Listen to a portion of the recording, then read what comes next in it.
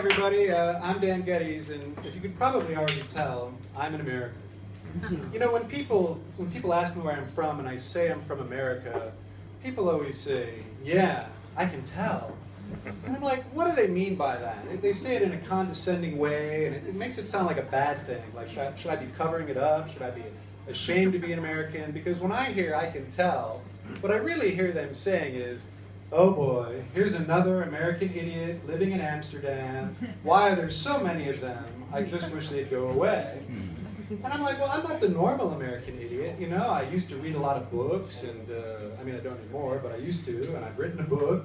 And the reason I don't read anymore is I bought an iPhone recently. My son pestered me about 1,000 times, Dad, you gotta get an iPhone, you gotta be a winner, you gotta dump that Samsung crap.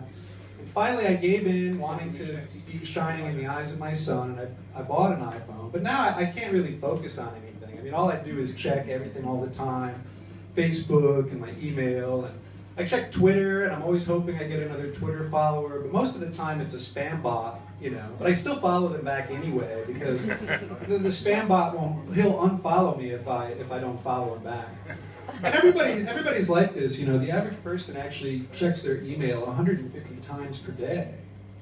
They did stats on that, and I find that sort of amazing, because I look back when I used to laugh at my grandparents, and they used to go and check their snail mail mailbox 2 or 3 times a day. They go limping out to the curb, just hoping for some sign of good news, or maybe a letter for me, and I was like, why do they do that? But when people check 150 times per day, you got to think, well, this is okay, you know, like there's really nothing wrong with it. But you know, people get all their news from the internet now, good news and bad news. And recently on Facebook, I learned, unfortunately, that a guy I went to high school with died in a car accident. And the way I found out was his brother put up a Facebook funeral page. And at first it was sort of awkward because, you know, nobody liked the Facebook funeral page, because that would be weird to say, yeah, he's dead, that's good. So nobody liked it. And then comments, you know, nobody knew what to write either on the Facebook funeral page, because what do you write? And then finally one person wrote, R.I.P. for rest in peace. And I was like, that's sort of amazing. You know, the guy died, you knew him, you went to high school with him, all you can come up with is R.I.P.? Can't you come up with anything better than that? And yet very soon more than 100 people liked the comment. Rest in peace. And I was like, God, you know, this is kind of a sad commentary on modern life, that if somebody dies, you know, and these people probably felt they had done something great, you know, like they didn't now have to go to the real funeral, or they didn't have to send flowers or a card, you know, they had liked the R.I.P. comment. And I thought about what to do, and eventually, well, I just liked the R.I.P. comment too, because I didn't really know what else I could do. You know, but that's the thing with Facebook, you know, if you don't really know people that well, if they're just people you know on Facebook, then if they disappear, it's more like a TV series has been canceled, you know, than that a real member of your family has died or something.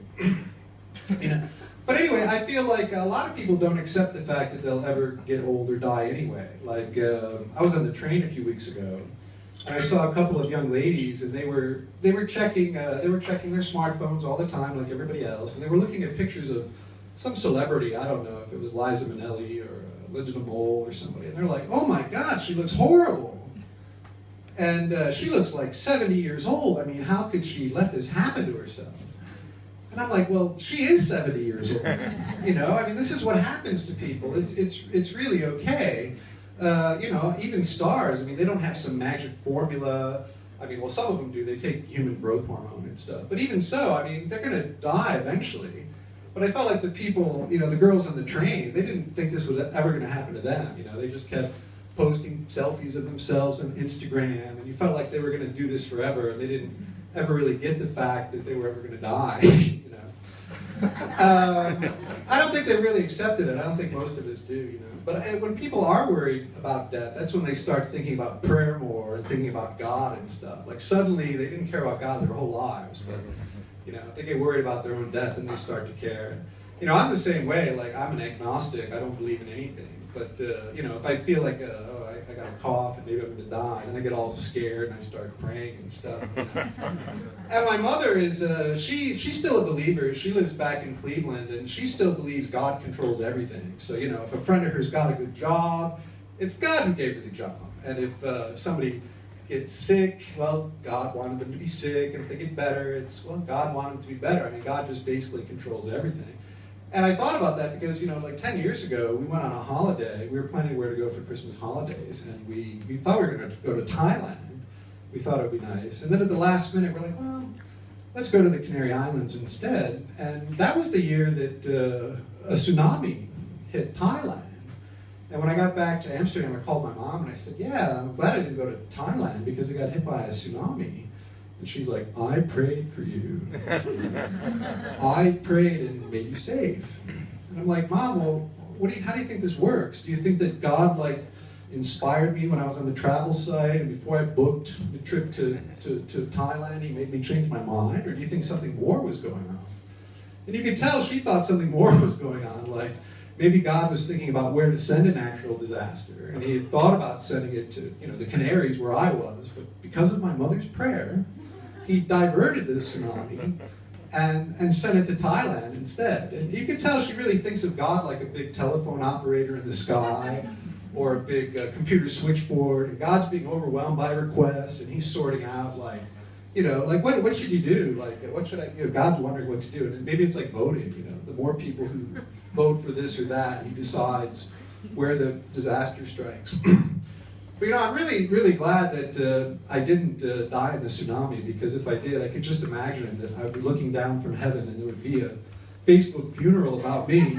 And people would be like, oh yeah, Danny posted all this funny stuff on Facebook, and he was very generous with smiley faces and emoticons. And we'll really miss him, but the worst part would be if somebody just wrote R.I.P. and then, you know, about 100 people, if I'm lucky, would like it, and then everybody would forget about me forever. Thank you very much. I'm Dan Geddes.